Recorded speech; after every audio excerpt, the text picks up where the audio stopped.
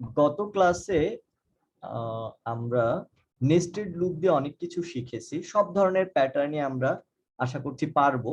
আর একটা জিনিস ডিসকাস করলে নেস্টেড লুপ দিয়ে যত ধরনের প্যাটার্ন সম্ভব হয় সব ধরনের প্যাটার্নই আমরা পারবো। তো আর আজকে যেহেতু আমরা সিটি দিলাম, আমাদের হাতে বেশি সময় নাই। আজকে নেস্টেড লুপ সম্পর্কে আমি একটা প্রবলেম আপনাদের দেখাচ্ছি, যেন নেস্টেড লুপ সম্পর্কে যে ধরনের প্যাটার্নই আপনাদের আঁকাতে দিই নেস্টেড লুপ দিয়ে সবই যেন পারে। সেটা হচ্ছে এইরকম, যদি একটা প্রবলেম আমাদের সলভ করতে হয় যে 1 1 2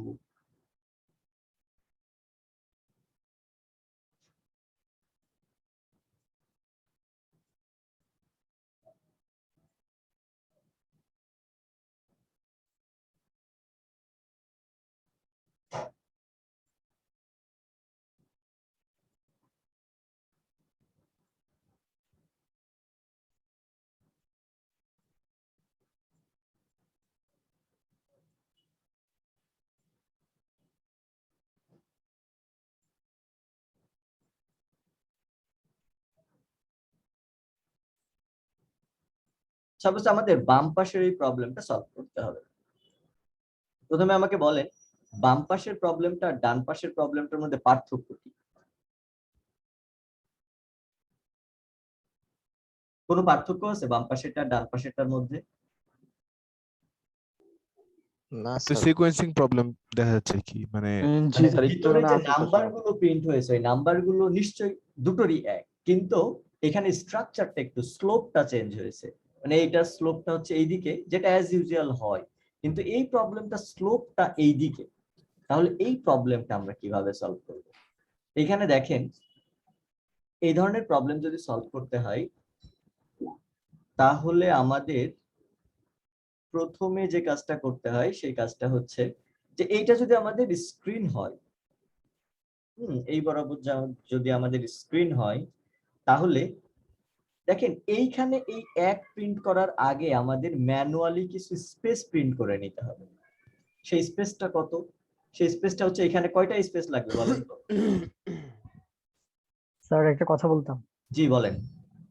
স্যার 4 আমার স্যার, 4 লাগবে স্যার। হ্যাঁ, 4টা। কে একটা কথা বলতে বললো সে বলেন। স্যার আমার সাবমিট করতে পারিনি স্যার, আমার কারেন্ট চলে গেছিল স্যার, 10 মিনিট হয়ে গেছিল, এখন কারেন্ট আসছে স্যার। আপনি সাবমিট করতে পারেননি? না স্যার, আমার কারেন্ট আচ্ছা, আমরা যেখানে ছিলাম আমাদের প্রবলেমটা তো মুছে গেল স্ক্রিন কেটে দেওয়ার কারণে। যাই হোক, একটা স্লোপ ছিল এইদিকে আর একটার এইদিকে। যে প্রিন্টিং যে নাম্বারগুলো ছিল সেই নাম্বারগুলো আমি আরেকবার একটু লিখে ফেলি, তাহলে আমাদের জন্য একটু বুঝতে আবার সুবিধা হবে।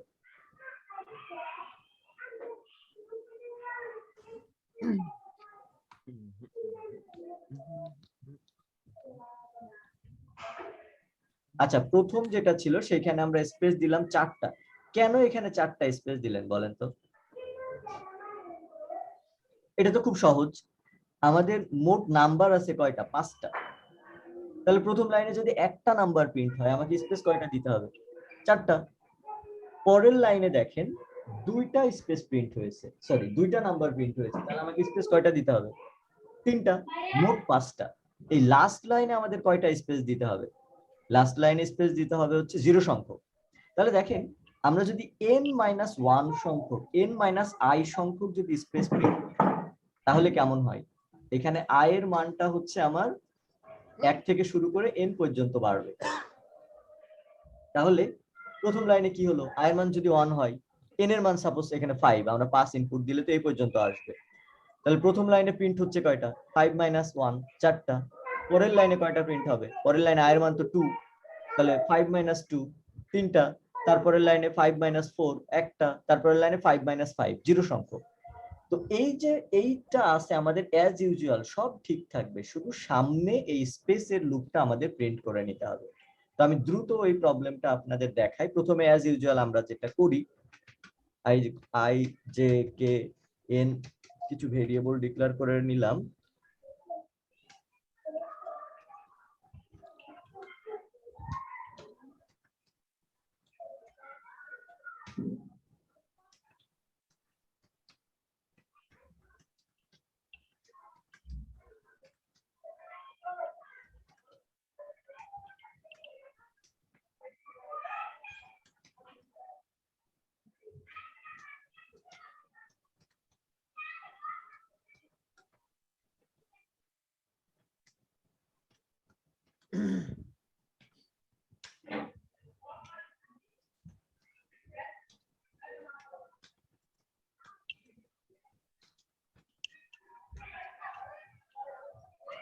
এই প্রবলেমটা আমরা এইটা সব সময়তেই সলভ করি। এখানে সাপোজ আমি ইনপুট দিলাম 9 যদি ইনপুট দিই তাহলে আমাদের আউটপুট কি আসলো, এই যে এরকম 1 থেকে শুরু করে এই যে এরকম 9 আসলো। কিন্তু আমাদের কাজটা হচ্ছে এই দিক ফিক্স থাকবে, এই দিকে স্লোপটা দিতে হবে। তাহলে কি আমাদের যে স্পেসের লুপটা প্রিন্ট করে দিতে হবে। সাপোজ আমি কে ভেরিয়েবল একটা লুপ দিলাম, k = 1, k <= n - i সংখ্যক স্পেস, প্রত্যেকটা লাইনে k++। অর্থাৎ আমার যে নাম্বারটা প্রিন্ট হবে ওই নাম্বারটা প্রিন্ট হওয়ার আগেই আমি ম্যানুয়ালি একটা করে স্পেস প্রিন্ট দিয়ে নিলাম। তাহলে এবার দেখেন এই যে আমার নাম্বারগুলো আসলো, এইবার কিন্তু সাপোজ 9 ইনপুট দিলাম, তাহলে চলেন দেখি এবার কিন্তু স্লোপটা এইদিকে হলো। কারণ কি প্রত্যেকটা লাইনে আমি ওই যে n - i সংখ্যক স্পেস প্রিন্ট করেছি। এইটা কি সবাই আমরা বুঝতে পেরেছি? কিছুই না, অ্যাজ ইউজুয়াল আমরা জি যেটা স্যার। করি, স্যার একটু আবার বলবেন স্যার। অ্যাজ ইউজুয়াল আমরা যেটা করি সেটা তো করেছি, শুধুমাত্র এই যে এইরকম করে প্রিন্ট আসছিল সেজন্য আমাদের প্রথমে এই লাইনে স্পেস প্রিন্ট দিয়ে তারপর এখানে নাম্বারটা, এই লাইনে স্পেস প্রিন্ট দিয়ে তারপর এখানে 2টা নাম্বার, এই লাইনে স্পেস প্রিন্ট দিয়ে তারপর এখানে 3টা নাম্বার। তার মানে কি এখানে মোট আমার সংখ্যার যে মানে মোট আমার সাইজটা ফিক্সড। সাপোজ এখানে আমার 5টা নাম্বার আছে, প্রথম লাইনেও 5টাই হবে কিন্তু 4টা স্পেস একটা নাম্বার, পরের লাইনে 5টাই হবে 2টা নাম্বার 3টা স্পেস, এরকম। এই জন্য প্রথমে নাম্বারটা প্রিন্ট দেওয়ার আগে একটা লুপ চালিয়ে আমরা স্পেসিফিক যে ইয়েগুলো আছে স্পেস গুলো আছে সেটা প্রিন্ট করে নিচ্ছে। আচ্ছা, এখন যদি আমরা এইখানে একটা স্পেস দিই তাহলে যে পিরামিড টাইপের আউটপুট আসবে। ওই যে দোকানে গেলে আমরা দেখি না আপেল সাজিয়ে রাখে যেমন করে, কমলা বা আপেল যেমন সাজিয়ে রাখে, জাস্ট এই যে এইখানে একটা স্পেস যদি আমরা দিই, মানে নাম্বারটা প্রিন্ট হচ্ছে তারপর একটা স্পেস, তাহলে কিন্তু শেপটা আবার এই যে এইরকম হয়ে যাবে, এইরকম। বুঝতে পেরেছি আমরা সবাই?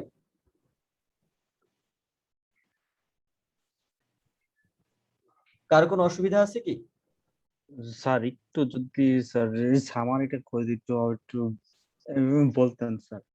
আচ্ছা ঠিক আছে, তাহলে আমি চাচ্ছিলাম যে নামাজের আগেই আপনাদের একটাই প্রবলেম ছিল। তো ঠিক আছে, আপনারা নামাজ পড়ে আসেন, এই প্রবলেমটা আমি ঠান্ডা মাথায় আরেকটু বুঝিয়ে দিব, আরো সাথে আরো যে একটা প্রবলেম বুঝিয়ে দিব। স্যার যেহেতু হচ্ছে মাত্র আজান দিল, সমস্যা নেই, আপনি হচ্ছে একটু মাগরিবের আজান তো। আচ্ছা দিতে পারবেন তো স্যার, সমস্যা আজান তো হচ্ছে এখনো। ঠিক আছে, এটা এটা খুব সহজ জিনিস। দেখেন এইখানে হচ্ছে আমরা নরমালি যদি এটা না থাকতো তাহলে কিন্তু অ্যাজ ইউজুয়াল আমরা যেটা করি সাধারণত, প্রথম আমরা যেটা শিখেছি এই যে প্রথম লাইনে 1, পরের লাইনে 1 2 1 2 3 4 5, কিন্তু আমাদের প্রবলেমটা হচ্ছে এইরকম না, এই দিকে এইরকম হবে না, হবে হচ্ছে এই দিক ফিক্স থাকবে, এই দিকে স্লোপটা হবে। তাহলে কি প্রত্যেকটা লাইনে আমার সমান সংখ্যক প্রিন্ট হবে। সাপোজ এখানে একটা ভ্যালু আছে তাহলে তার আগে 4টা স্পেস দিয়ে নিতে হবে। সাপোজ আমি যদি এইটার কথা চিন্তা করি তাহলে এই জায়গায় আমাদের 8টা স্পেস দিতে হবে, কারণ মোট ভ্যালু আমার 9টা।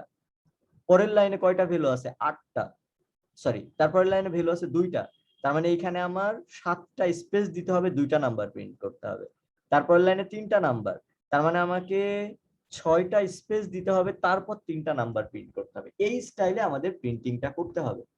তো সেইটাই আমরা করেছি। দেখেন যে এইখানে আমরা একটা লুপ দিয়ে n - i সংখ্যক প্রিন্ট দিচ্ছি স্পেস, এই যে স্পেস প্রিন্ট দিয়েছি, ম্যানুয়ালি স্পেস প্রিন্ট হচ্ছে।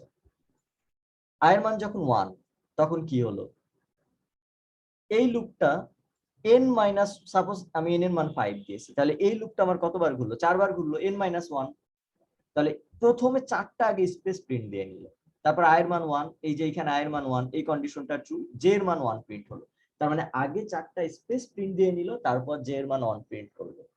পরের লাইনে কি করবে? i এর মান যখন 2, n - 2 মানে 3টা আগে স্পেস প্রিন্ট দিয়ে দিবে, আর এই লুপ 1 আর 2 প্রিন্ট করবে। এইরকম করে আমাদের প্রিন্টিংটা হবে।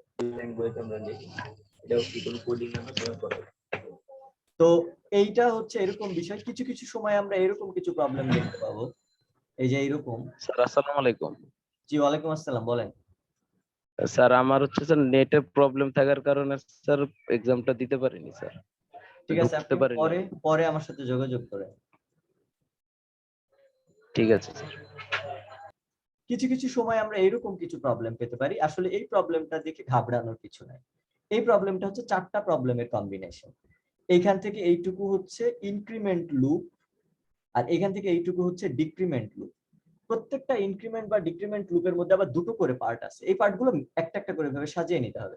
এখানে যেমন এই পার্টটা আছে, এটা হচ্ছে অ্যাজ ইউজুয়াল নরমালি আমরা যেটা করি এইটা, আর এই পার্টটা কি এটার মতোই ওই যে ডিক্রিমেন্ট হবে, মানে আই থেকে শুরু করে 2 পর্যন্ত সবসময় ডিক্রিমেন্ট হতে হতে 2 পর্যন্ত আসবে। এই স্টাইলে আমরা 4 ভাগে ভাগ করে নিয়ে প্রবলেমটা সাজিয়ে ফেলবো, হয়ে যাবে। তো এই ছিল আমাদের আজকের এই দুটো প্রবলেম ডিসকাশন। এখন হচ্ছে আমি আপনাদের অ্যাটেন্ডেন্সটা একটু নিয়ে নিচ্ছি।